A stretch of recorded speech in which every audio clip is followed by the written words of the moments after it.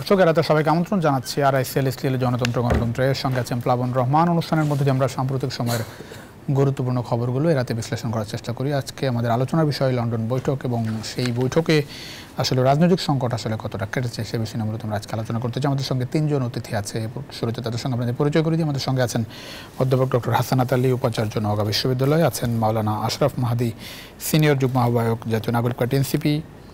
Virtually আমাদের সঙ্গে যুক্ত আছেন অপূর্ব জাহাঙ্গীর, প্রধান উপদেষ্টার উপপ্রেস সচিব। তিনজনকে স্বাগত জানাচ্ছি জনতন্ত্র গণতন্ত্র অনুষ্ঠানে। শুরু করতে চাই অধ্যাপক ডক্টর হাসানাত আলী। যেটি আমাদের আজকের ট্যাগলাইন সেটি একটু শুরু করতে চাই।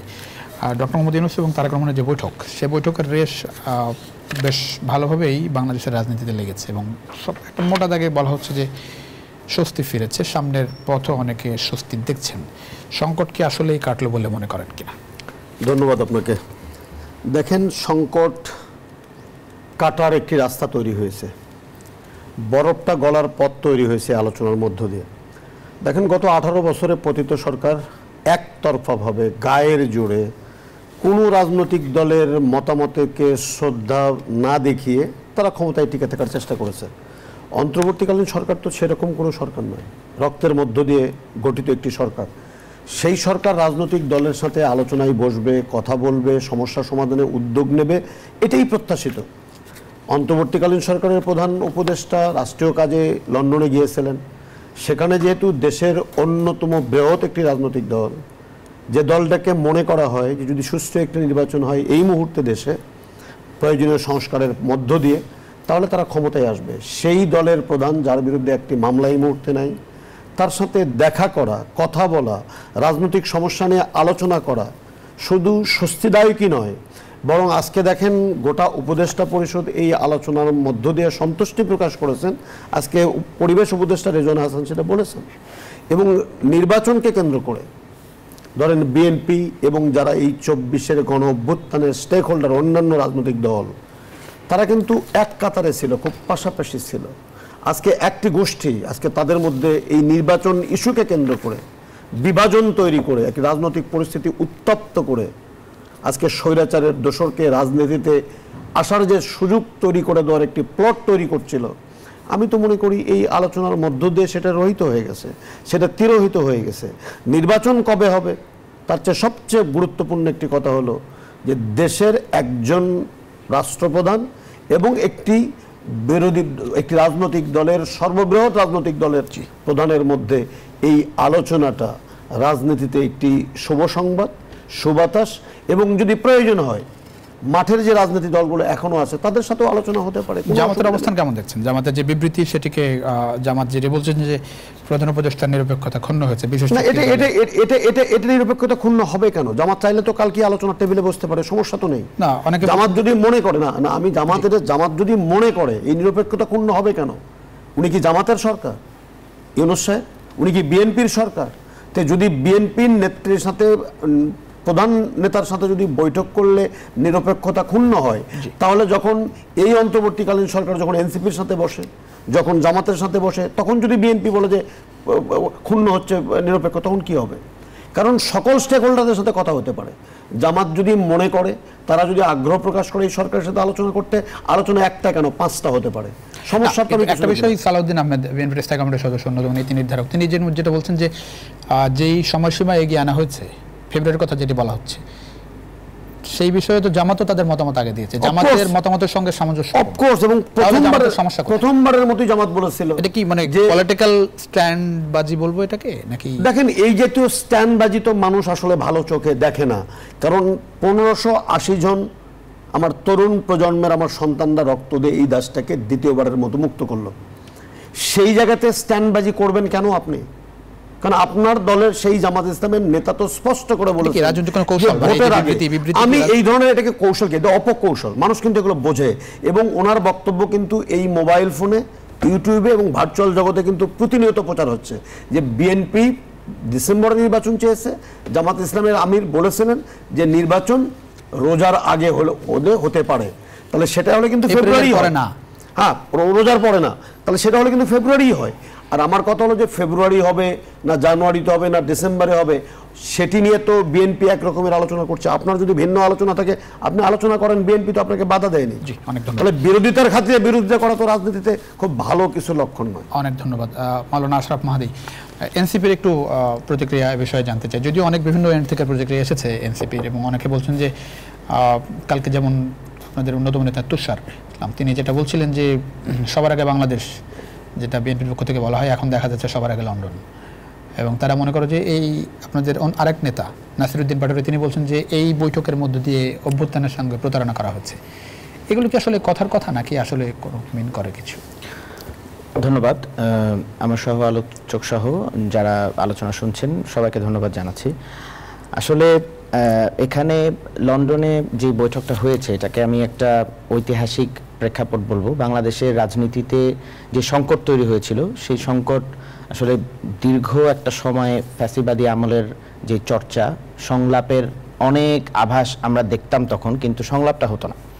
কারণ সংলাপের মাধ্যমে যে সংকট দূর করা যায় সেটা আমরা একরকম ভুলতে বসেছিলাম। তো সেই জায়গা থেকে আমি এই সংলাপটাকে অবশ্যই আশাব্যঞ্জক জায়গা থেকে দেখতে চাই, এবং এটা বাংলাদেশের রাজনীতির জন্য অবশ্যই একটা ইতিবাচক বিষয়।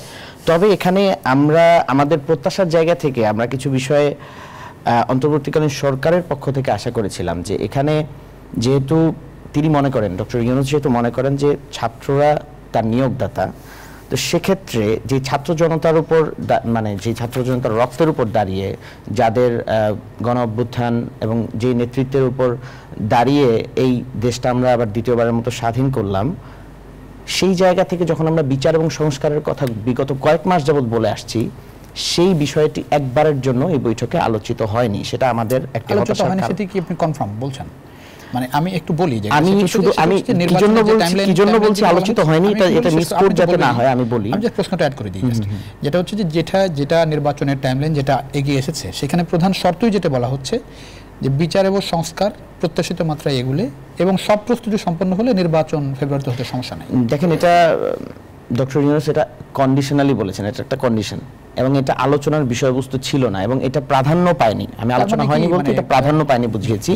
অর্থাৎ এটা যদি প্রাধান্য পেত তাহলে ডক্টর ইউনূস কখনোই উনি বলতে মানে এই মন্তব্যটা ছুড়ে দিতেন না যে গণভোট প্রয়োজন নেই, বা যেখানে তিনি ঐক্যমত কমিশনের প্রধান, তার জায়গা থেকে এখানে স্প্রেডশিটের 6টা পদ্ধতির কথা বলা ছিল কিভাবে আমরা সংস্কারগুলো বাস্তবায়ন করব, কিভাবে জুলাই সনদ আমরা আদায় করব।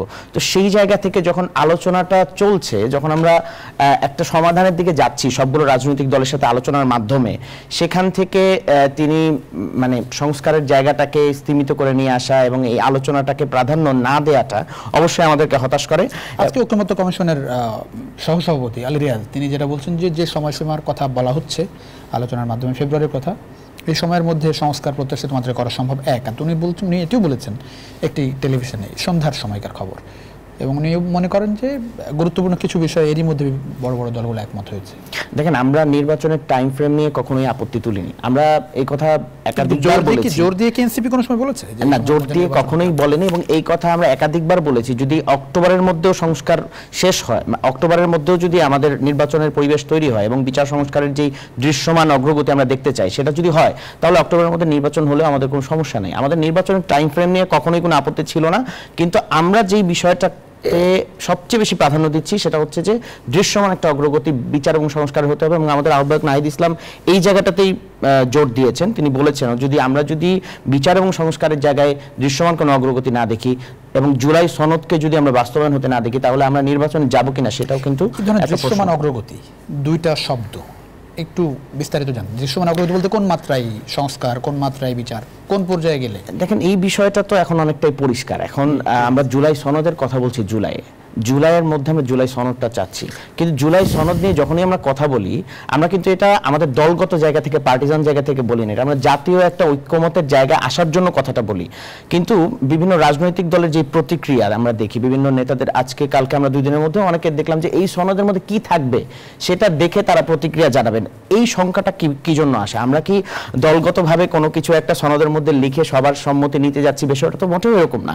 আমরা যদি দলগতভাবে প্রোক্লামেশন দিতে যাইতাম, তখন আমাদের গত বছর যে 31শে ডিসেম্বর যে প্রোক্লামেশন দেওয়ার কথা ছিল শহীদ মিনারে, আমরা আমাদের দলগত জায়গা থেকে সেটা দিয়ে দিতে পারতাম। জুলাই প্রোক্লামেশনে কি থাকছে? আমরা যেই দৃষ্টিকোণ থেকে জুলাই চার্টারের কথা বলছি, সেই দৃষ্টিভঙ্গি থেকে যদি জুলাই চার্টার বাস্তবায়ন হয় তাহলে এটাই প্রোক্লেমেশন হিসেবে ধরে নেওয়া যাবে। কারণ এখানেই প্রোক্লেমেশন বলতে আমরা তো জুলাই আন্দোলনের একটা স্বীকৃতিই বোঝাচ্ছি, এবং এই চার্টারের মাধ্যমে জুলাই আন্দোলনের স্বীকৃতিটা চলে আসছে বাই ডিফল্ট। তো সেই জায়গা থেকে আমাদের জুলাই সনদটা আমাদের ফার্স্ট প্রায়োরিটি।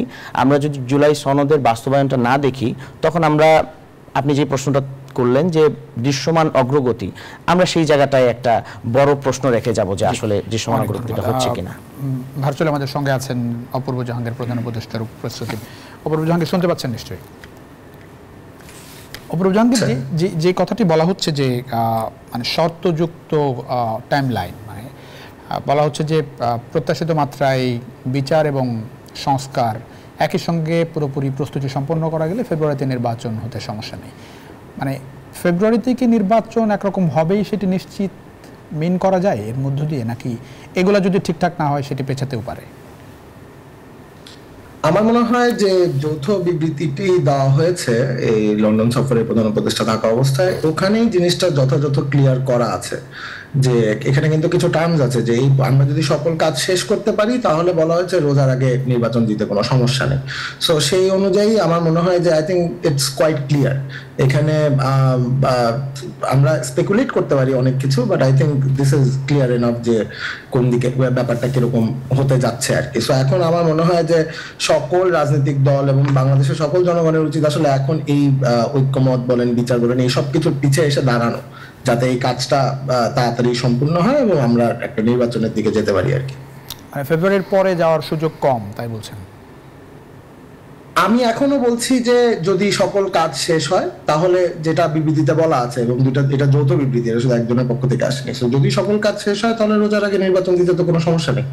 এই সরকার তো আজীবনের জন্য নাই, এবং প্রধান উপদেষ্টা তো বারবার বলছে যে এখান থেকে মানে যত তাড়াতাড়ি সম্ভব চলে যাওয়া যায় তত ভালো আর কি, মানে এটা বলাই ভালো।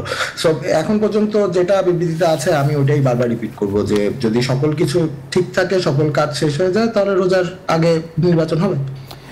ধরেন এই যে টাইমটা যেটি এগিয়ে আনা হলো শুধুমাত্র বিএনপির সঙ্গে বৈঠক, যেটি অভিযোগ জামাতের, এনসিপিও যেটি মনে করে যে এটি আসলে ঠিক হয় নাই, লন্ডনে বসে এরকম একটা সিদ্ধান্ত নেওয়া, এবং অন্তর্বর্তী সরকার তার নিরপেক্ষতা ক্ষুণ্ণ হয়েছে বলে মনে করে জামাত, এই বিষয়টিকে সরকার কিভাবে দেখে, অন্তর্বর্তী সরকার? আমার মনে হয় বিবৃতিতে ব্যাপারটা স্পষ্ট আছে, মানে এটা কিন্তু যদি কাজ শেষ হয়ে যায়, যদি বিচার শেষ হয়ে যায়, যদি ঐক্যমত চলে আসে, তাহলে একটা দিনও তো এক্সট্রা থাকার কোনো কারণ নেই। আর যদি কাজ শেষ না হয় তাহলে তো বলাই আছে। আমার মনে হয় যে ইটস কোয়াইট ক্লিয়ার যে এটা, এখানে আমি মনে হয় না যে এখানে কোনো বিট্রায়াল বা কোনো কিছুর ব্যাপার আছে। আমি দেখছি যে যদি কাজ শেষ হয়ে যায়, যদি সকল দল একসাথে সবাই রাজি থাকে, সবাই স্যাটিসফাইড, দেন আমরা নির্বাচনে যাব। যদি সেটা আগে হয়ে যায়, ওয়াই নট আগে, এটা কিন্তু কোনো সমস্যা নেই। সব দল একমত মনে হচ্ছে, মানে এই জায়গাটাই ফেব্রুয়ারির কথা যেটি বলা হয়েছে। আমার মনে হয় এখন পর্যন্ত তো, যদি আপনি গণ অভ্যুত্থান পূর্ববর্তী অবস্থা দেখেন, আমরা যতই মিডিয়ার যত কিছুই দেখি, আমি তো ভিতর থেকে মনে করি সকল রাজনৈতিক দলই একটা ঐক্যমত পোষণ করে এই ব্যাপারে। সো আমি তো আমার এখনো মনে হচ্ছে যে সকল রাজনৈতিক দল যদি কাজ শেষ করতে পারে, যদি আপনার বিচারের আমরা একটা জায়গায় আসতে পারি, যদি আমরা ঐক্যমতের জায়গায় আসতে পারি, যদি নির্বাচন কমিশন যদি সবকিছু ঠিক থাকতে পারে, তাহলে নির্বাচন আগে হবে। জি, অনেক ধন্যবাদ ডক্টর হাসানাত আলী। সামনের পথটা কি খুব মসৃণ দেখছেন, নাকি এই ধরনের যে জামাতের যে অবস্থান দেখছেন, এনসিপির একরকম অবস্থান আমরা দেখছি, সামনের পথটা পুরোপুরি মসৃণ নাকি কোনো রকম? দেখেন, আপনি তার আগে আমি একটা কথা বারবার বলার চেষ্টা করি, প্লিজ। আপনি সংস্কার চান, বিচার চান, নির্বাচন নিয়ে এত গলার শটটা এত নরম কেন? 18 বছর আমার 4.5 কোটি তরুণ প্রজন্মের ভোটাধিকার প্রয়োগ করতে পারেন, আমার এই ছাত্র বন্ধুটি সহ ভোট কেন্দ্রেই যেতে পারেননি। বিএনপি কি একবারও বলেছে সংস্কার চায় না? বিএনপি কি একবারও বলেছে বিচার চায় না? বা দেশের কোনো একটি মানুষ আওয়ামী লীগ ছাড়া, আওয়ামী লীগের দোসর ছাড়া বিচার চায় না, সংস্কার চায় না, এরকম মানুষ কি বাংলাদেশে পাওয়া যাবে? প্রশ্নটি হলো, সংস্কারটা কি অনন্তকাল ধরে আপনি চলবেন? 10 মাস চলে গেছে, বিচার হয়নি কেন? কার কাছে অভিযোগ করবেন? উনি বললেন যে ইউনূস স্যার মনে করেন, আমি জানি না উনি মনে করেন কিনা, ওনার বক্তব্য নিয়ে আমার বন্ধুটির বক্তব্য যে উনি এই ছাত্র জনতার দ্বারা নিয়োগকৃত সরকার, ছাত্র জনতার নিয়োগকৃত সরকার, ছাত্র জনতার অন্যতম দাবি হলো এই বিচারটা করা। 10 মাসে বিচারটি হয়নি কেন? কেন আমার ছাত্র বন্ধুরা একবারও ওই যমুনাতে মিছিল নিয়ে গেলেন না? ঠান্ডা পানি সহ যে আমরা বিচারটা 10 মাস কেন লাগছে, বিচারটা হচ্ছে না কেন, বিএনপি কি বাধা দিত? আপনি আমি কি বাধা দিতাম? বাধা দিতাম না তো। বিচার বিচার বিচার হোক, বিচার তো বিচারের গতিতে চলছে এবং প্রধান উপদেষ্টা এখন আপনি বলেছিলেন সব বিচার দৃশ্যমান বিচার বলতে গেলে অবিচার হয়ে যায়। আপনি দৃশ্যমান বিচার বলতে আপনি কি বোঝেন? আমি তো বুঝি বিচার প্রক্রিয়া শুরু হয়ে গেছে। আমি তো অন্তত সবচেয়ে বেশি খুশি হব একজন শিক্ষক হিসাবে, আমার চোখের সামনে আমার সন্তানদেরকে গুলি করে হত্যা করা হয়েছে, হেলিকপ্টার থেকে গুলি করে শিশুকে হত্যা করা হয়েছে। আমি চাইবো না এই খুনির বিচার? যারা আয়নাঘর তৈরি করে আমার সন্তানদেরকে বদ্ধ করে হত্যার উদ্দেশ্যে রাখা হয়েছে, খাইতে দেওয়া হয়। মনে হয় ধরেন জামাত এনসিপির যে অবস্থান দেখছেন, তারা কি মনে করে যে বিএনপি ক্ষমতায় যদি যায় নির্বাচনের মাধ্যমে, সেক্ষেত্রে নির্বাচন সংস্কার এবং বিচার নিয়ে তাদের মধ্যে কোনো সংশয় দেখেন? আপনি কি ভুলে গেছেন ইলিয়াস আলীকে তারা এখনো খুঁজে পায়নি, চৌধুরী আলমকে খুঁজে পায়নি, শত শত বিএনপির নেতৃবৃন্দকে খুঁজে পাওয়া যায়নি? তাহলে বিএনপি চাইলেই কি এই বিচার না করে থাকতে পারবে? আর যে সংস্কারের কথা বলছেন, এই সংস্কার চাওয়ার বহু আগে বিএনপির নেতা যার সাথে লন্ডনে মিটিং হয়েছে তিনি 31 দফা দিয়েছেন। আজকে যে দেখলাম, আজকে যে আগামীকাল না পরশুদিন থেকে আবারও দ্বিতীয় দফার মিটিংটা হবে, সেখানে শৌচচ্যুত অনুচ্ছেদ নিয়ে কথা হবে। সেই শৌচচ্যুত অনুচ্ছেদের সংস্কারটা বিএনপি তো আর 31 ধারায় সুস্পষ্টভাবে উল্লেখ করেছে। দ্বিকক্ষ বিশিষ্ট সংসদের কথা বিএনপি বলে দিয়েছে। তাহলে বিএনপির সংস্কারটা চাইলো না কোথায়? সংস্কার কে চাইলো না? তবে হ্যাঁ, আমি একটা জিনিস চাই, বিচারটা শুরু হোক, অন্তত একটা জাজমেন্টটা হোক, জুলাই চার্টারটা ঘোষণা হোক। কিন্তু আপনি এই যে আমার মতো করে সবকিছু হতে হবে, বা বিএনপির মতো করে হতে হবে, জামাতের মতো করে হতে হবে, এনসিপির মতো করে হতে হবে, বিষয়গুলো তো এরকম না।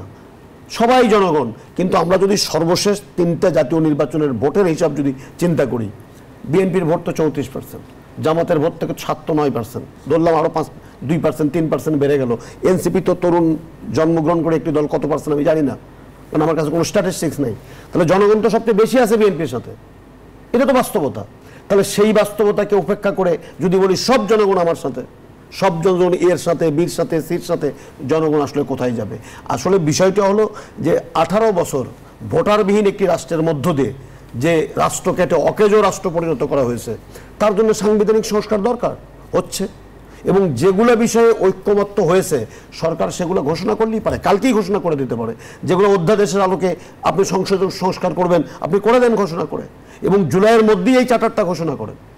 এবং কেন না জেনে আপনি একটা কাগজে স্বাক্ষর করবেন, আপনি সেটা দেখবেন না, এটা কি কখনো হয়? এটা এনসিপিরও দেখা উচিত, ওর মধ্যে আসলে রাষ্ট্রবিরোধী কিছু থাকলো কিনা, বা এর মধ্যে এমন কিছু থাকলো কিনা যেখানে আমার সামাজিক হারমোনিটা নষ্ট হয়ে যায়, এমন কিছু থাকলো কিনা যে 24-এর যে রক্ত, সেই রক্তের সাথে বেইমানি না হয়। আমি দেখবো না, এগুলো তো অবশ্যই দেখতে হবে। আসবো আপনার কাছে আবারও। আসলে মাদি, ধরেন বিএনপির বড় স্টেক হোল্ডার, সংস্কার বিচারের জায়গাতে বিএনপির কোনো রকম নেতিবাচক অবস্থান দেখছেন? দেখেন, এই প্রশ্নটার সাথে আমি দ্বিমত করি। এই প্রশ্নটা যদি আমি উত্তর দিতে যাই, তাহলে আমার ধরে নিতে হবে যে সংস্কারের সাথে নির্বাচনের একটা মুখোমুখি অবস্থান আছে। আসলে আমরা এটা এইভাবে দেখি না। সংস্কারের সাথে মানে নির্বাচনকে মুখোমুখি দাঁড় করানো, এটা একটা পলিটিক্যাল রেটরিক। এটা আমাদের আমাদের অনেক, এটা আমাদের আসলে অনেকটা আমি বলবো মিডিয়া সৃষ্টি হতে পারে কিছুটা, বা আমাদের হয়তো আলোচনার ক্ষেত্রে আলোচনার জন্য প্রতিপক্ষকে ঘায়াল করা, এই বিষয়গুলোর থেকেই আসলে ব্যাপারটা এসছে। আপনি যদি দেখেন, আমরা এখন পর্যন্ত, আমি এনসিপির একটা স্ট্যাটিস্টিক বলি, এনসিপি এখন পর্যন্ত যারা নির্বাচনের প্রস্তুতি নিচ্ছে, তারা প্রতি সপ্তাহে 2 দিন করে বা 3 দিন করে তাদের প্রত্যেক ইউনিয়নে প্রোগ্রাম, গণসংযোগ, উঠান বৈঠক করছে। আমাদের পেজগুলোতে, ফেসবুক অফিসিয়াল পেজে এটা প্রতিদিন আপডেট যাচ্ছে। তো নির্বাচন নিয়ে আমাদের কোনো ধরনের অ্যালার্জি আছে অথবা আমরা নির্বাচন চাচ্ছি না, ব্যাপারটা কিন্তু মোটেও এরকম না। আমরা কিন্তু নির্বাচনের জন্য, আমি আজকেও বললাম যে অক্টোবরেও যদি নির্বাচন হয়, আমরা সেই নির্বাচনের জন্য প্রস্তুত। তবে সংস্কারের যে বিষয়টা, সেটা আমরা কেন বলতেছি, এটার একটা কারণ আছে। বাংলাদেশের অতীত অভিজ্ঞতাটা আমাদের খুব একটা সুখকর না। আমরা যখন 90-এর গণঅভ্যুত্থানের কথা যখন আমরা তো তখন মানে আমাদের এই প্রজন্ম তখন আসেইনি, আমরা বইয়ে পড়েছি, আমরা পত্রিকায় পড়েছি যে সেই সময়টাতে যখন 3 জোটের রূপরেখা হয়, বিএনপি, আওয়ামী লীগ এবং বাম জোট, একদম সবগুলা পলিটিক্যাল স্টেক হোল্ডাররা একমত হয়েছিল যে আমরা সংস্কার করব। 29টা টাস্ক ফোর্স গঠন হয়েছিল। কোথায় সেই সংস্কার? আমরা তো সেই সংস্কার দেখিনি। 2001-এর আগে 16টা টাস্ক ফোর্স হয়েছিল। কোথায় সংস্কারটা আমরা দেখি নাই। তো আমাদের এই জায়গাগুলোতে খুব ভয় হয়। ইভেন এখনো আমি যদি একদম নিরপেক্ষ জায়গা থেকে বলি, নির্বাচন কমিশনের আচরণ নিয়ে আমরা প্রশ্ন তুলেছি। এই যেই কালাকানুনের মাধ্যমে নির্বাচন কমিশনের 2022 আইনের মাধ্যমে এখন চলছে এবং যেটার মাধ্যমে এখন নির্বাচনের দিকে যাওয়ার কথা হচ্ছে, সেটা নিয়ে তো বিএনপিরও প্রশ্ন আছে। এবং 31 দফার কথা ভাই বললেন, আমরা মনে করি যে এই 31 দফার মধ্যে রাষ্ট্র সংস্কারের অনেকগুলো গুরুত্বপূর্ণ দফা আছে, কিন্তু এখানেও তো 7 নম্বর দফায় নির্বাচন কমিশন সংস্কারের কথা বলা আছে। এই নির্বাচন কমিশন নিয়োগ দিল কে? সেটা প্রশ্ন না, সেটা এই নির্বাচন কমিশনের নিয়োগের পদ্ধতি দাবি আমরা এখন নিয়োগের কথা যদি আপনি বলেন, এখানে সংস্কারের আমি আরেকটু গোড়া থেকে বলবো। নির্বাচন কমিশন তো একটা নির্বাচন এখনো করে নাই, করছে না। নির্বাচন কমিশন নির্বাচন করছে কিনা সেটা পরের বিষয়, কিন্তু যে আইনে এটা চলছে এবং নির্বাচন কমিশনের নিরপেক্ষতার প্রশ্ন, আমি নিরপেক্ষতার জায়গাটায় থাকতে চাই। হলো তারপরের দিন তো স্ট্যান্স আপনারা ছিল না আপনাদের? না, দেখেন, প্রথম যেদিন এটা মানে আপনি ভূমিষ্ঠ হওয়ার পরেই তো একজনকে কোনো অপবাদ দিতে পারবেন না। হঠাৎ করে আপনি যখন মানে আপনি তার আচরণের উপর ভিত্তি করে তাকে মানুষই বলি, মানুষ মনে করে যে ইসরা কিছু সামনে আসার পরে এনসিপি মনে হলো না, মোটেও এরকম না। দেখেন, আমি বলি, আমরা যখন নির্বাচন কমিশন নিয়ে সংস্কারের কয়েকটা দফা দিলাম যে এই জায়গাগুলোতে সংস্কার হওয়ার কথা, এই সংস্কারগুলোকে ডিফেন্ড করলো, মানে এই সংস্কারগুলোর বিরোধিতা নির্বাচন কমিশন কোন গ্রাউন্ডে করে? আপনি আমাকে বলেন, নির্বাচন কমিশন কোন গ্রাউন্ডে সংস্কারের বিরোধিতা করে? সেটার জন্য তো কমিশন আছে। নির্বাচন কমিশন কেন করবে? এক। দ্বিতীয়ত, এই নির্বাচন কমিশনের নিরপেক্ষতা নিয়ে প্রধান বিচারপতির নেতৃত্বে যেই আপিল বিভাগ হয়েছে সেখান থেকে প্রশ্ন উঠেছে। আমি ইসরাকের ইস্যুতে না গেলাম, সেখান থেকে যখন প্রশ্ন ওঠে তখন তো নির্বাচন কমিশনের নিরপেক্ষতা নিয়ে আমাদের যেই প্রশ্নটা, এই প্রশ্নটা তো জাস্টিফাইড। আপনার এটা আমলে নিতে হবে। অনেক ধন্যবাদ দর্শক। ছোট্ট বিরতিতে সময় হচ্ছে আরআইসিএল স্টিল জনতন্ত্র গণতন্ত্রে কিছুক্ষণের মধ্যে ফিরছি, আশা করি সঙ্গে পাচ্ছি আপনাদের বিরতির পর। দর্শক, আবারও স্বাগত আরআইসিএল স্টিল জনতন্ত্র গণতন্ত্রে, এর সঙ্গে আছেন প্লাবন রহমান। আমরা কথা বলছিলাম লন্ডন বৈঠক, রাজনৈতিক সংকট কি আসলেই কাটছে কিনা। আমাদের সঙ্গে আছেন অধ্যাপক ডক্টর হাসানাত আলী, উপাচার্য নওগাঁ বিশ্ববিদ্যালয়, আছেন মাওলানা আশরাফ মাহদী, সিনিয়র যুগ্ম আহ্বায়ক জাতীয় নাগরিক পার্টি এনসিপি। একই সঙ্গে ভার্চুয়ালি আমাদের সঙ্গে আছেন অপূর্ব জাহাঙ্গীর, প্রধান উপদেষ্টার উপপ্রেস সচিব। অপূর্ব জাহাঙ্গীর, সামনের সময়টুকু একরকম ধারণা করা হচ্ছে যে বিএনপির সঙ্গে বৈঠকের পরে সামনের সময়টা একরকম স্বস্তিকর, বিশেষ করে বিএনপির পক্ষ থেকে যতটুকু অস্বস্তিকর একটা অবস্থা ছিল বিএনপি এবং অন্তর্বর্তী সরকারের মধ্যে, দূরত্ব বলি কিংবা অবিশ্বাস বলি নির্বাচন নিয়ে, সেটা কেটে গেছে। সামনের সময়টা বিএনপি সহযোগিতা করবে বলে মনে হয়। সামনের সময় আসলে মূল চ্যালেঞ্জ কি দেখেন অন্তর্বর্তী সরকারের? দেখেন, ধন্যবাদ। দেখেন, সামনের সময়ে চ্যালেঞ্জ থাকবে কি কি, এটা তো আসলে সামনের সময় বলতে পারবে আসলে, বাট এটা তো সত্যি যে একটা স্বস্তির কারণ আমরা রাজনীতিবিদদের মধ্যে দেখছি। স্পেশালি এই লন্ডনে এই সাক্ষাতের পর আমরাও পার্সোনাল ক্যাপাসিটিতে যেসব ফোন রিসিভ করছি বা ফোন কল পাচ্ছি, সেখানেও সবার মধ্যে একটা কংগ্রাচুলেটরি টোন আছে যে আমরা এখানে একটা মানে রাজনীতির মধ্যে একটা স্বস্তি, যে টেনশনটা কাজ করছিল সেটা, যদিও কতটুকু টেনশন আসলেই ছিল এবং কতটা, আমি to be honest, media created ছিল সেটারও একটা কোশ্চেন আছে, বাট এটা এখন মানে মোটামুটি একটা স্বাভাবিক জায়গায় এসছে। বাট সামনের চ্যালেঞ্জগুলো একটা হচ্ছে যে প্রধান উপদেষ্টা কিন্তু বারবার বলেন যে আমরা একটা যুদ্ধ অবস্থার মধ্যে আছি, এবং যুদ্ধ অবস্থাতে যে ঠিক ডোমেস্টিক তা কিন্তু না, যুদ্ধ অবস্থাটা মানে এটা ইন্টারন্যাশনালও কিছু জায়গা আছে, যেটা আমি শিওর আপনারা সবাই জানেন। সো ওই চ্যালেঞ্জগুলো তো সবসময় থাকবেই।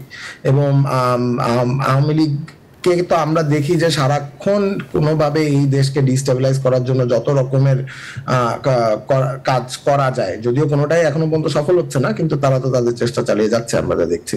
সো এই চ্যালেঞ্জগুলো নিয়ে আমাদের সামনে আগাতে হবে, এবং আমার মনে হয় যে এখন যে এই রাজনৈতিক ঐক্যবদ্ধতা আমাদের অত্যন্ত জরুরি। সেইটার দিকে যদি আমরা ধাবিত হতে পারি, এবং প্রত্যেক রাজনৈতিক দল, এবং শুধু রাজনৈতিক দল বললেও ভুল হবে, পুরো বাংলাদেশের জনগণরা যদি এখন এই সামনের গণতান্ত্রিক যে রিফর্ম গুলো বলেন এবং নির্বাচন, মানে যে টাইমলাইনটা বলা হচ্ছে, এটার পিছনে যদি দাঁড়ায়, তাহলে আমার মনে হয় যে প্রত্যেক বাধাই আসলে এটা আমরা ইয়ে করতে পারবো। একটু জানতে চাই আর কি, সেটা হচ্ছে যে 1.5 ঘন্টার বৈঠক হচ্ছে, রুদ্ধদ্বার বৈঠক 1 to 1, সেই জায়গাটাই জানা যাচ্ছে যতটুকু, সেটা হচ্ছে যে নির্বাচন, সংস্কার এবং বিচার, এই 3টা শব্দই আমরা শুনছি। অনেকগুলো আলোচিত বিষয় ছিল বাংলাদেশে, ধরেন করিডোর, বন্দর, ইন্ডিয়া, ভারতের বাস্তবতা, আওয়ামী লীগ ইস্যু, আর কি কি বিষয় আসলে আলোচনায় প্রাধান্য পেয়েছে বলে আপনি জানেন?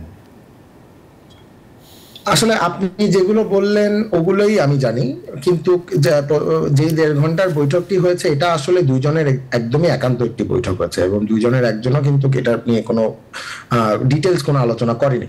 কারোর সাথে যে কি কি কথা হয়েছে না হয়েছে, কিন্তু আমরা মনে হয় বডি ল্যাঙ্গুয়েজ দুজনের দেখেই বুঝতে পেরেছি যে বৈঠকটা অত্যন্ত সফল একটা বৈঠক হয়েছে এবং প্রচন্ড আমি বলবো যে সৌহার্দ্য আচরণ দুজনের পক্ষ থেকেই এসেছে এবং আমি মনে হয় যে সেই বডি ল্যাঙ্গুয়েজটাই আমি ধরে বলতে পারি যে যেই মানে ডিটেলও যদি যাই, যে কথাগুলো এসছে আমার কাছে মনে হয় যে প্রত্যেকেই একটা মিডল পয়েন্টে আসতে পেরেছে।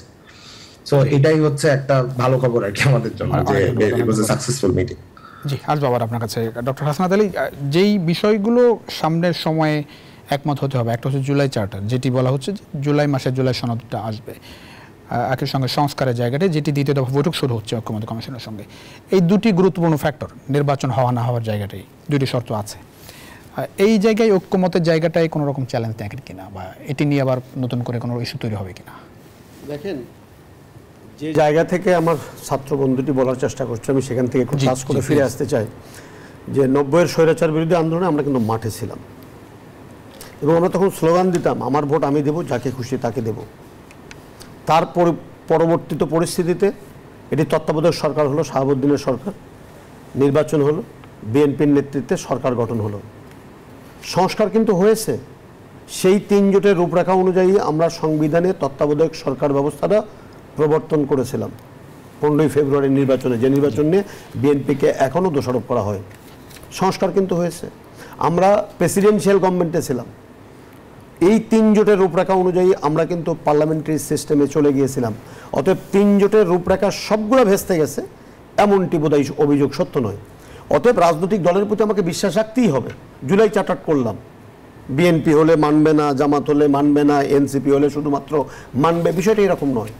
বিষয়টি হলো যে 16 কোটি মানুষের জন্য যে জুলাই চার্টারটা হতে যাচ্ছে, এটি শুধুমাত্র বিএনপির একক কোনো সম্পদ নয়, এটা এনসিপির একক কোনো চাওয়া নয় এবং জামাত ইসলামের একক কোনো চাওয়ার জায়গা নয়। এটি গণমানুষের একটি চাওয়া।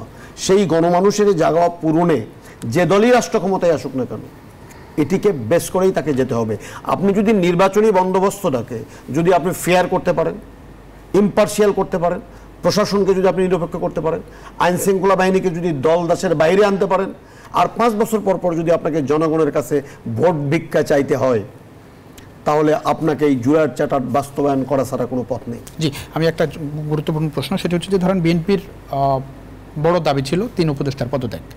বিএনপি কি এই জায়গা থেকে সরে আসছে কিনা, এক। আর 2 নম্বর হচ্ছে ইশরাকের যে মেয়র ইস্যু, সেই ইস্যুতে এখনও নগর ভবন ওয়ান কাইন্ড অফ অচল, সেই জায়গাটাও বিএনপি ছাড় দিচ্ছে বলে মনে হয় কিনা? দেখেন, এটি বিএনপির যারা করে সরাসরি বিএনপি তারা বললে, তারা আমার মনে হচ্ছে তো যে এই আলোচনার পরেই বিএনপির কোনো নেতৃবৃন্দ কোনো উপদেষ্টার পদত্যাগ চেয়েছেন বা এই ধরনের কোনো এগ্রেসিভ স্টেটমেন্ট করেছেন বলে আমার অন্তত খুব ইন্টারেস্টিং বিষয় যদি খেয়াল করেন, প্রধান উপদেষ্টার সঙ্গে বিএনপির আগের যে বৈঠক ঢাকায়, সেই বৈঠকে আসিফ মাহমুদের পদত্যাগের ইস্যু ছিল আগে।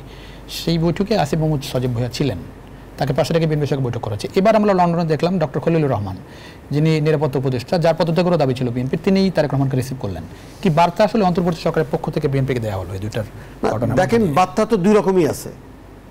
এই যে তারেক রহমান সম্পর্কে নিরাপত্তা উপদেষ্টা খুব মানে কি বলবো, যে এক ধরনের একটা এগ্রেসিভ স্টেটমেন্ট করলেন, মনে থাকার কথা আপনার, তাহলে সেই তারেক রহমানকে ওনাকে রিসিভ করতে হলো, এটাও তো বিএনপির পক্ষ থেকে একটা মেসেজ।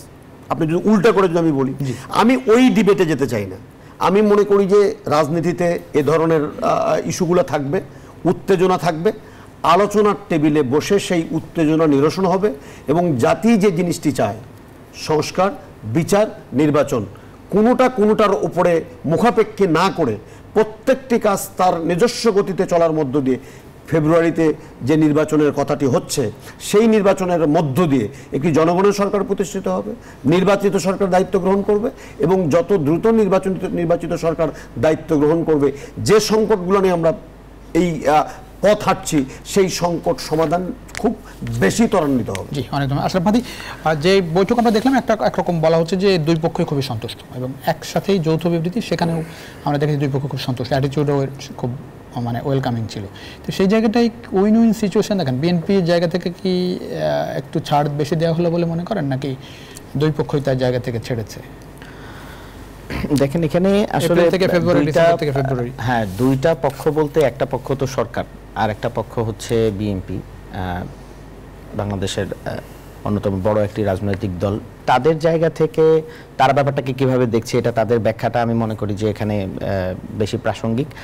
আমাদের জায়গা থেকে আমরা প্রক্রিয়াগত জায়গায় কিছু জায়গা একটু ত্রুটিযুক্ত মনে করি। এক নম্বর হচ্ছে যে যৌথ বিবৃতিটা পরে আসলো, এই যৌথ বিবৃতিটা আমাদের মনে হয় এনসিপি যে জায়গাটায় আপত্তি করেছে যে এই আলোচনাটা সবার সাথে করেও দেওয়া যেত।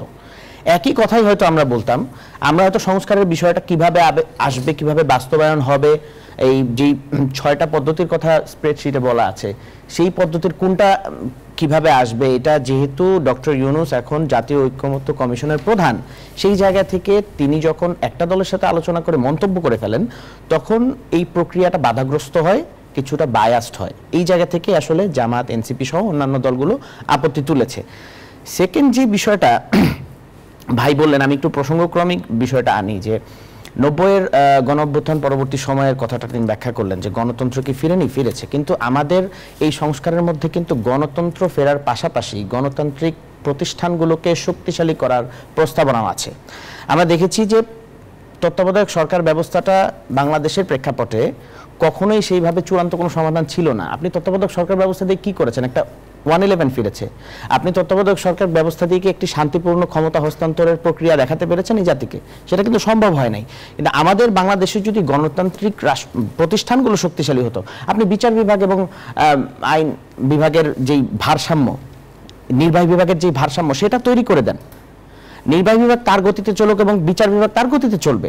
এইটা যদি সম্ভব হতো এবং মানে প্রতিষ্ঠানগুলো যদি দুর্বৃত্তায়নের শিকার না হতো, দলীয়করণ যদি না হতো, তাহলে কিন্তু গত 16 বছর রাজনীতিবিদরা দুর্নীতিগ্রস্ত হওয়ার কারণে নাগরিক অধিকার বঞ্চিত হতো না, নাগরিকরা সুশাসন পেত, তাদের যে নাগরিক অধিকার, আইনের শাসন পাওয়ার অধিকার, সেই অধিকারটা কিন্তু ঠিক জায়গায় থাকতো। আমরা সেই জায়গাটাই কথা বলছি। আমরা বলছি যে প্রতিষ্ঠানগুলোকে যদি শক্তিশালী করা যায়, আমরা যে সংস্কারটার কথা বলছি, সংস্কারের মধ্যে আমরা প্রতিষ্ঠানগুলোকে শক্তিশালী করার কথা বলছি। আমরা সাংবিধানিক যে পদগুলো আছে সেই পদগুলোর মধ্যে আমরা বলছি যে একটা এনসিসি, এখানে ন্যাশনাল কনস্টিটিউশনাল কাউন্সিল আসুক, একটা নিরপেক্ষতা বজায় থাকুক। এই সাংবিধানিক পদগুলোর মধ্যে নিয়োগ যখন একটা নিরপেক্ষ জায়গা থেকে আসবে, তখন কিন্তু আমাদের দেশের গণতান্ত্রিক যেই প্রতিষ্ঠানগুলো আছে, যে প্রতিষ্ঠানগুলোর ভিত্তিতে আসলে গণতন্ত্র আছে দেশে, এটা আমি বলতে পারবো। আমার দেশের নাগরিকরা যখন কোনো রাজনৈতিক দলের কাছে জিম্মি থাকবে না, সেটা যখন আমি নিশ্চিত করতে পারবো, তখনই কিন্তু আমার দেশে গণতন্ত্র এসেছে এবং আমার দেশের নাগরিকরা তাদের অধিকার বুঝে পাচ্ছে, সেটা আমি দাবি করতে পারবো। তো সেই জায়গা থেকে আমি মনে করি যে 90-এর পরবর্তী সময়ে সেই জায়গায় একটা বড় ধরনের গ্যাপ রয়ে গিয়েছিল। যে কমিটমেন্টের কথা এসেছে সেই কমিটমেন্টটা পুরোপুরি রক্ষা করা যায়নি বিভিন্ন বাস্তবতার কারণে। কিন্তু এখনো যদি আমরা আবারও সেই মানে লুপ হোলের মধ্যে বারবার আবর্তিত হতে থাকি, তাহলে আবারও হয়তো আরেকটা জুলাই আসবে, আবারও হয়তো ছাত্র জনতাকে রক্ত দিতে হবে, কিন্তু বাঙালি জাতির মুক্তি কিন্তু আমরা দেখতে পাবো না। জি, অনেক ধন্যবাদ। একটা বিরতির পর ফিরছি। দর্শক, ছোট একটা বিরতির সময় হয়েছে আবারও। RSL গণতন্ত্র কিছুক্ষণের মধ্যে ফিরছি, আশা করি সঙ্গে পাচ্ছি বিরতির পর। দর্শক, আবারও স্বাগত RSL গণতন্ত্রের সঙ্গে আছেন প্লাবন রহমান। আমরা কথা বলছিলাম লন্ডন বৈঠক এবং বাংলাদেশের রাজনৈতিক পরিস্থিতি নিয়ে। অপূর্ব জাহাঙ্গীর নিশ্চয়ই শুনতে পাচ্ছেন, আসতে চাই আপনার কাছে। একটা খবরের শিরোনাম সোশ্যাল মিডিয়া, একই সঙ্গে বিভিন্ন গণমাধ্যমে রিপোর্ট হয়েছে যে ক্ষমতায় গেলে বিএনপি ডক্টর মোহাম্মদ ইউনূসকে পাশে চায়, অনেকে রাষ্ট্রপতি হিসেবে ডক্টর মোহাম্মদ ইউনূসকে দেখছেন। একটু এই জায়গাটা শুনতে চাই। এক নম্বর, এটা তো একটা ধরনের স্পেকুলেশন, যেটা অনেকেই মনে করে আর কি, বা অনেক এই ধরনের কথা তো আগেও এসছে। এটা আমার মনে হয় এটা পুরোপুরি জিনিসটা ভবিষ্যতই বলতে পারবে আর কি। কিন্তু আমি একটা জিনিস একটু বলতে চাই, আমাদের উপাচার্য স্যার একটা কথা বললেন, যেটা খলিলুর রহমান আমাদের যিনি সিকিউরিটি অ্যাডভাইজার আছেন, যে তিনি এমন কিছু বলেছেন যেটা হয়তো আমার মনে হয় না তিনি এমন কিছু বলেছেন যেটা জনাব তারেক রহমানকে অফেন্ড করেছে। সো আমার মনে হয় যে মানে এই ধরনের রাজনৈতিক রেটরিক, স্পেশালি শিক্ষা প্রতিষ্ঠানের যারা কাজে নিয়োজিত আছে সেখান থেকে না আসলে আমার মনে হয় এটা বেটার।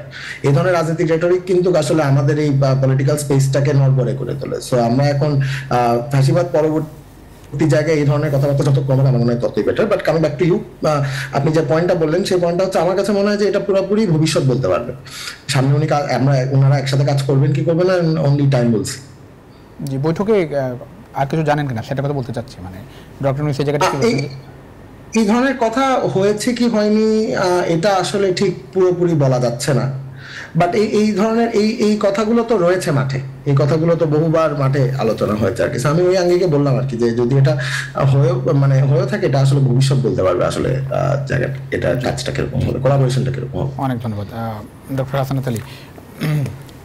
না, আমি একটু ওনাকে একটু ডিফেন্ড করি আর কি। সেটা হলো যে আমি বিষয়টা ঠিক রাজনীতির কথা আমি বলিনি, আমি বলছি পারস্পরিক শ্রদ্ধাবোধের যে অভাবটা দেশে পরিলক্ষিত হয়েছিল গত 15 বছরে।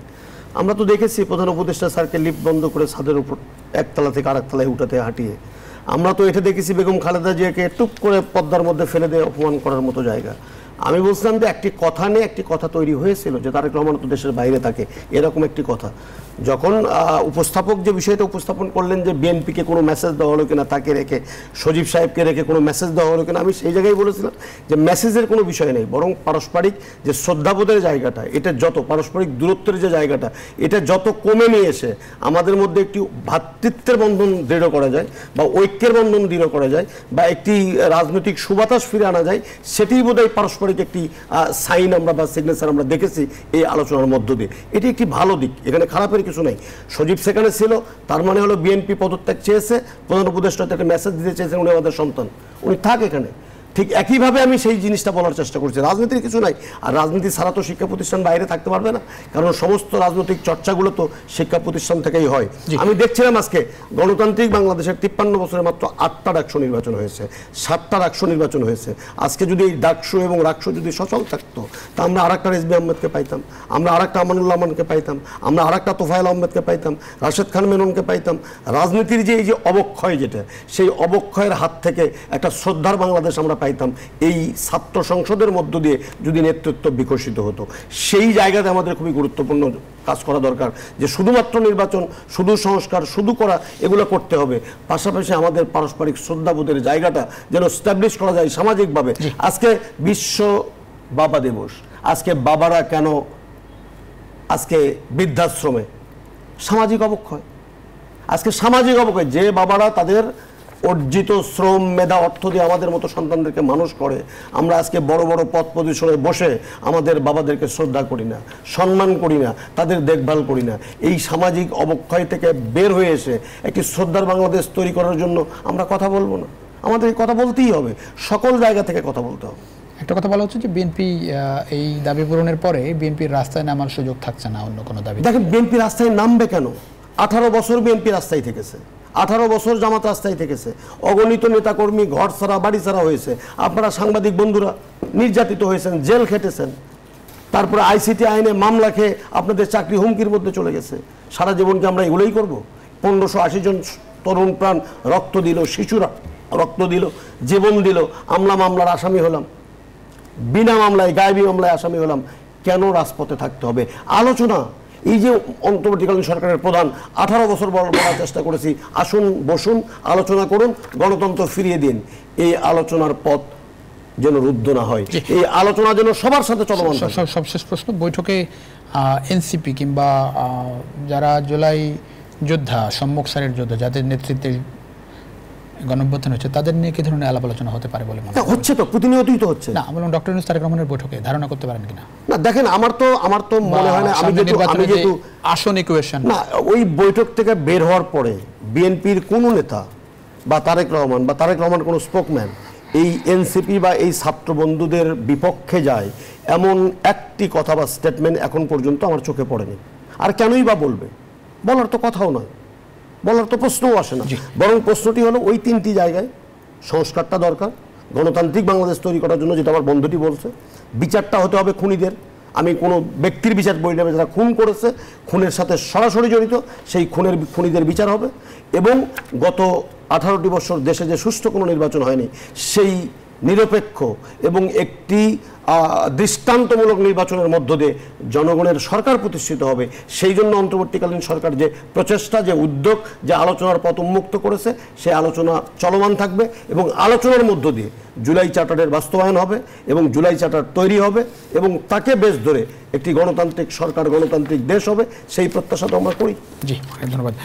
আশরাফ মাহদী, এনসিপির নির্বাচন প্রস্তুতি সম্পর্কে একটু জানতে চাই। 2 নম্বর হচ্ছে যে এই বৈঠকে এনসিপি আলোচনায় ছিল কিনা, বা আপনাদের পক্ষ থেকে কোনো অভিভাবক হিসেবে ডক্টর ইউনূসের মাধ্যমে কোনো রকম বার্তা তারেক রহমানের কাছে দেওয়া হয়েছে বলে মনে করেন? অভিভাবকত্বের জায়গা থেকে ডক্টর ইউনূস গিয়েছিলেন বলে আমি মনে করি না, কারণ এখানে গত 10 মাসে আপনি যদি দেখেন বিভিন্ন কিছুতেই ডক্টর ইউনূসের সাথে অন্তর্বর্তীকালীন সরকারের সাথে কিন্তু এনসিপির বেশ কিছু বিষয়ে মতবিরোধ হয়েছে এবং আমরা এখন পর্যন্ত সর্বশেষ যেটা দেখলাম যে গণভোটের বিরুদ্ধে তিনি বললেন, তো আমরা এই বক্তব্য প্রত্যাহার করার জন্য আবেদন জানিয়েছি, আমাদের দলের পক্ষ থেকে জানানো হয়েছে। এখানে আমাদের যেই বক্তব্যটা, আমরা তো আসলে শুধুমাত্র নির্বাচনের জন্য তো অবশ্যই আমাদের প্রস্তুতি আছে এবং আমরা তো অবশ্যই চাই একটা ফেয়ার ইলেকশন হোক। তো ছোট্ট প্রশ্ন, গণভোটের যে বিষয়টা আপনারা নিয়ে আসছেন, এখন সাধারণ মানুষ, চার দোকানের মানুষ বোঝে বিষয়টা? দেখেন, গণভোটের বিষয়টা বুঝে না বলে আমাদের মনে হয় না, কারণ আমরা প্রত্যন্ত অঞ্চল পর্যন্ত যখন গেছি তখন মানুষকে যখন জিজ্ঞেস করছি যে আপনি গণভোট, গণ শব্দটা তো বাংলা একটা শব্দ, এটা না বোঝার কোনো কারণ নাই এবং যদি কারোর মধ্যে কনফিউশন থাকে সেটা নিয়ে কথা বললে এটা আপনার 2 মিনিটও লাগবে না একজনকে বুঝাইতে। সবচেয়ে বড় কথা হচ্ছে, দেখেন গণভোটটা আসলে মানে আমরা কি জন্য প্রতিটা ভোট কাউন্ট করতে চাচ্ছি। বাংলাদেশের অতীত অভিজ্ঞতা তো 90-এর কথা তো একবার বললাম এবং এর প্রেক্ষাপটে আমরা তত্ত্বাবধায়ক সরকার ব্যবস্থার কথাটাও কিন্তু বললাম, কিন্তু বাংলাদেশে সংবিধান অনুযায়ী আপনি কিন্তু সংসদে 35 থেকে 40% মানুষের 35 থেকে 40% শেষ করব আমরা ইয়েদের ভোট নিয়ে কিন্তু আপনি একটা নতুন সংশোধনী নিয়ে আসতে পারতেছেন। তো এইটার একটা মানে নেতিবাচক ফলাফল কিন্তু আমরা আওয়ামী লীগের আমলে দেখেছি। শেষ প্রশ্ন, বিএনপির সঙ্গে কোনো আসন সমঝোতা হচ্ছে বিএনপির নাকি? না, এই ধরনের কোনো আসন সমঝোতার ব্যাপারে আসন সমঝোতার ব্যাপারে আমাদের কাছে কোনো তথ্য নাই। এনসিপির পক্ষ থেকে সম্ভাবনা আছে, সামনে সম্ভাবনা। আমরা দেখেন এই জায়গাটা আমরা খুব স্ট্রেট ফরওয়ার্ড কিছু কথা বলেছি। আমাদের সাথে বিচার এবং সংস্কার ইস্যুতে যাদেরই জোট হবে, যারাই আমাদের সাথে অ্যালাইন করবে তাদের সাথেই আমাদের জোট হইতে পারে, কিন্তু জোটের বিষয়ে আমরা এখনো পর্যন্ত কোনো কিছু ভাবতেছি। অনেক ধন্যবাদ অধ্যাপক ডক্টর হাসানাত আলী, মাওলানা আশরাফ মাহদী, অপূর্ব জাহাঙ্গীর, তিনজনকে অসংখ্য ধন্যবাদ এই রাতে আপনাদের মূল্যবান সময়ের জন্য। দর্শক, আপনাদের অসংখ্য ধন্যবাদ যারা এতক্ষণ আমাদের সঙ্গে ছিলেন। আশা করি নিউজ 24-এর সঙ্গে থাকবেন সবসময়।